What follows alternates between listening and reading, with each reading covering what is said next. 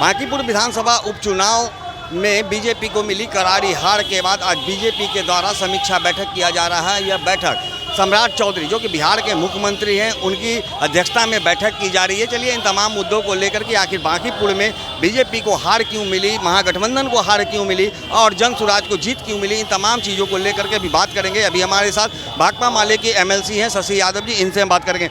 Madam, Bankipur विधानसभा उपचुनाव को किस नज़रिए से आप देख रही हैं? देखिए, बांकीपुर का उपचुनाव 22 तारीख को ही नौजवानों ने घोषणा कर दी थी कि बांकीपुर का चुनाव अब भाजपा हार रही है।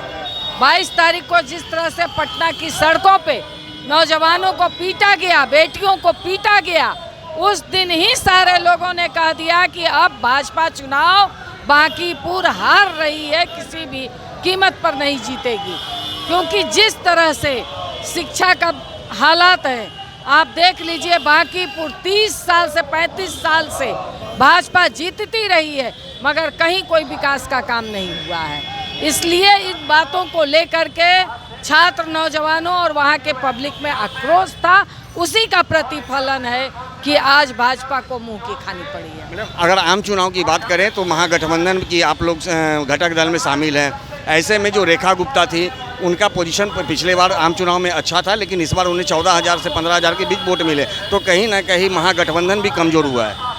कमज़ोर की बात नहीं है, जनता डिसीजन लेती है। जनता को लगा कि कि इस बार हम लोग इनको वोट दे करके जिताएं। अभी तक एक भी जन स्वराज बहुत मेहनत कर रही थी, एक भी सीट नहीं जीता था, तो खुद वो खड़े थे प्रशांत किशोर, तो इसलिए जनता ने अपना डिसीजन ले करके, और सबसे इसमें जो प्रमुख बात है कि भाजपा को हराना, इसके लिए महागठबंधन भी इस बात से खुश है कि भाजपा हारी है। 3 उपचुनाव है, 3 में 2 को भाजपा को शिकस्त मिली है।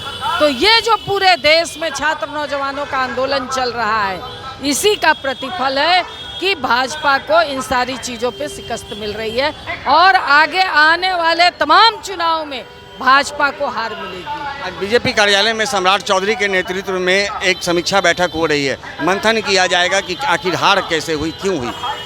वो जितना मंथन कर लें।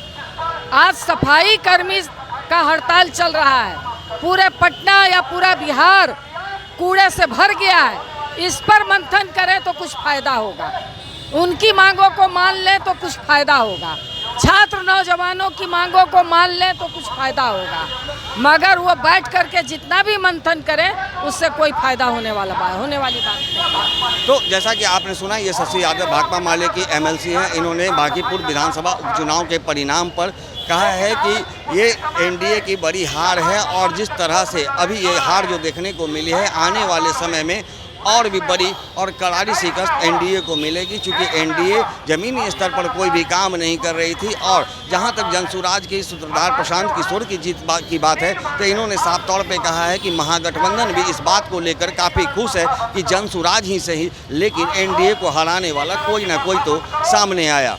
अब देखना होगा कि अब जिस तरह से लोगों का विश्वास जनसुराज की ओर बढ़ रहा है, अब आगामी विधानसभा चुनाव में जनसुराज क्या कुछ रंग दिखाएगी।